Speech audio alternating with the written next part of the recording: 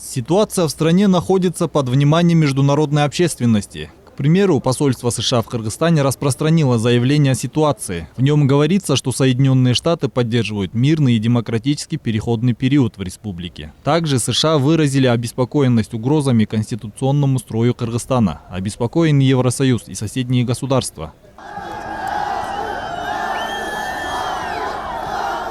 Эксперты бьют тревогу, что политическим элитам необходимо скорее найти общий язык, так как этой нестабильной ситуацией в своих корыстных целях могут воспользоваться третьи силы. Об этом также сообщил депутат Каныбек Иманалиев во время сессии парламента 13 октября. Однако депутат не уточнил, какие именно страны имеет в виду.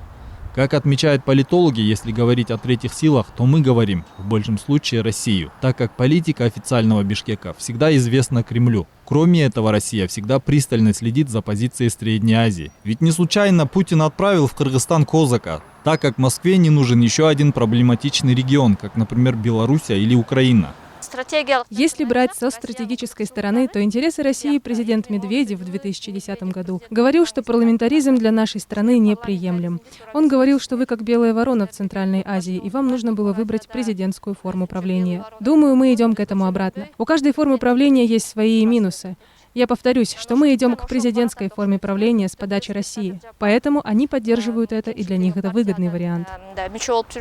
В то же время для усиления влияния Россия путем средств массовой информации, которые проплачивает, вбрасывает в информационное поле различную информацию, которая поднимает вопрос севера и юга. Кроме этого, есть и публикации с нотами провокации. Россия, она постоянно оказывает этому Киргизии экономическую помощь. Кстати, они регулярно сюда приезжают. Вот что Жинбеков, что Атамбаев, что Бакиев, они все приезжали сюда просить денег. Все абсолютно. Вот, но когда они уезжают и получают деньги, они начинают из себя там строить каких-то там этих самых независимых лидеров.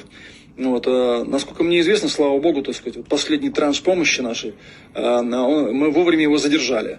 Вот, поэтому пусть они там пока там разбираются, там, да, кто у них там главнее, меряются там всякими частями тела, как бы, а мы пока подумаем. А еще у нас есть, я об этом не раз говорил, еще раз говорю, еще у нас есть рычаг давления потенциальный, это трудовые мигранты. И я считаю, что цацкаться с этим вопросом не имеет смысла. Всем известно, что где бы ни происходили конфликты и дестабилизация, третьи силы всегда защищают свои личные интересы. Они могут повлиять на ситуацию с помощью своих спецслужб.